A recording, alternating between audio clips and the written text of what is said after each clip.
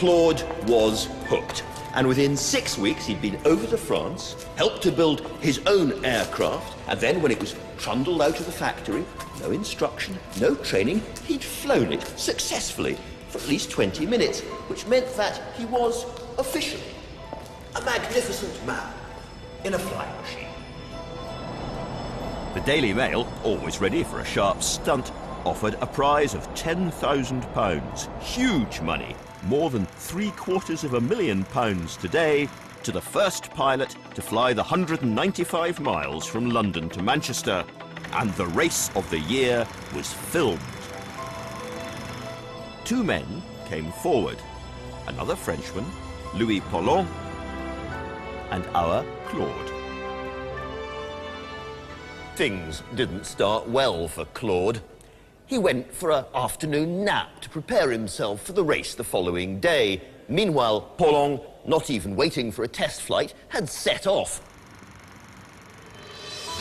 By the time Graham White was woken up, he was already an hour behind, and he decided on a desperate measure.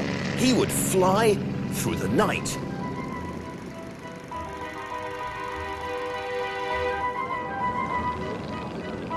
Now, he had no lights, no altimeter, no fuel gauge, no compass. This was enormously dangerous. He relied on the headlamps of friends' cars on the roads below. By 4 in the morning, his engine had failed and he had to put down. A huge crowd gathered and he was off again. Next time, he was forced down by winds to hear the dreadful news that it was too late. Paulhan had already arrived in Manchester and claimed the prize, thanks to such dastardly tactics as not having a sleep before he started.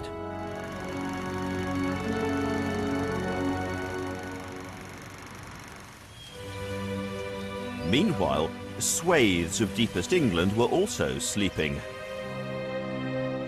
Compton Verney, near Stratford-upon-Avon in Warwickshire, the traditional seat of the Willoughby de Brookes.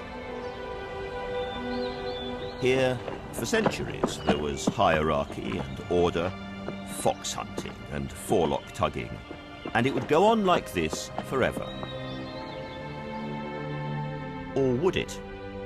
Soon after the Liberal landslide, a quizzical, long-faced aristocrat, the 19th Lord Willoughby de Brook, was clip-clopping around his estate, reflecting on the joys of fox hunting. That morning, Willoughby de Brook met an old farmer who told him that after the Liberal victory, nothing would be the same again. Everything that you have will be taken away from you and divided amongst the people. I didn't believe a single word of it, said the 19th Lord later. I carried on hunting as if nothing was going to happen. For Willoughby and his kind, the modern world was a most unpleasant rumour. But they were all about to get the shock of their titled little lives.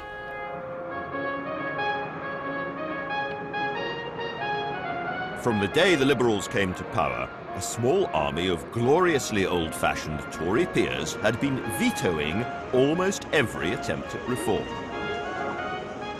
And in 1909, Asquith's Chancellor of the Exchequer, Lloyd George, was about to ignite one of the greatest political battles of the age, whose result shapes our politics even now. David Lloyd George was the most radical chancellor this country had ever known. He was pledged to bring Britain into a new age of welfare, when wretchedness and human degradation will be as remote to the people of this country as the wolves which once infested its forests. But to the rich, Lloyd George himself was a great deal more dangerous than any wolf. In 1909, recession was looming. Unemployment was rising. With no state pensions or national insurance, Britain was still tormented by Victorian levels of poverty, sickness, and hunger. Lloyd George wanted to pay for welfare reforms by making massive cuts in defence spending.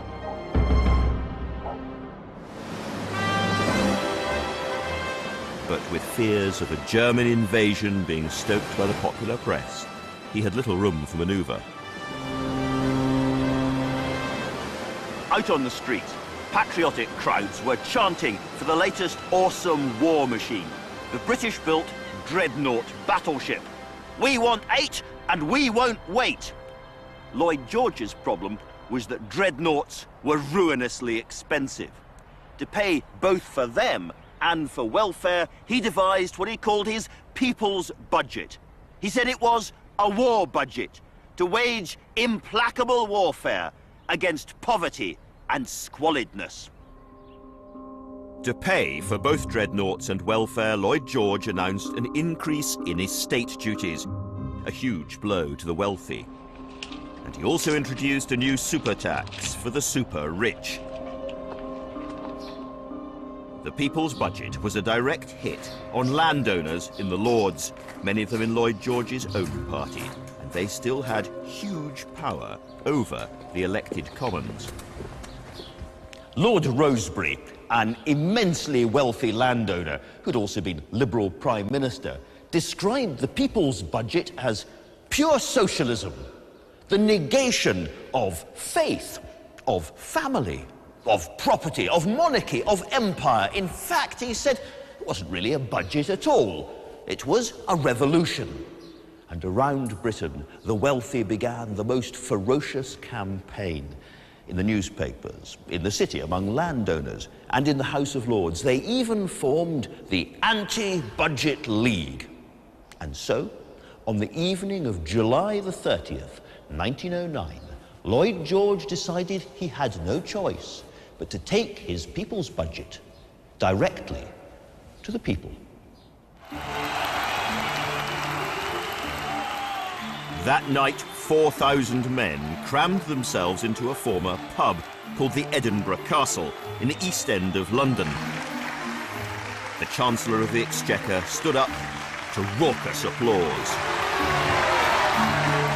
Many who heard Lloyd George in his prime said he was the greatest orator British politics ever produced, and this was to be the speech of his life. Was it not a shame that a rich country like Britain should allow people who had toiled all their lives to die in penury and starvation? His people's budget, he said, was being opposed by shabby rich men. He needed the money for dreadnoughts, he reminded the audience, and the workmen put in their coppers. But when he went round wealthy Belgravia, there arose such a howl. Well, I tell you, the day of their reckoning is at hand. This was bare-knuckle class warfare. Rumours were already spreading that some landowners were threatening to sack their servants if the People's Budget was passed. Lloyd George was merciless. Are they going to threaten to devastate rural England by feeding and dressing themselves? He asked.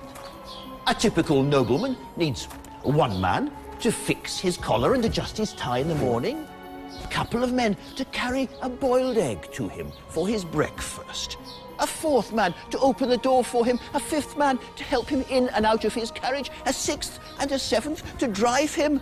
Why, a fully equipped duke costs as much to keep up as 2 dreadnoughts. To his fervent admirers, Lloyd George was the Welsh wizard. He was the Merlin of radical politics. And on that night, he blew on the fire with all his magic dragon might and brought the trouble to boiling point. This was an age of public meetings and mass hysteria, live politics and live theatre. While Lloyd George was wowing them at the Edinburgh Castle, another rising star was doing the same in the West End.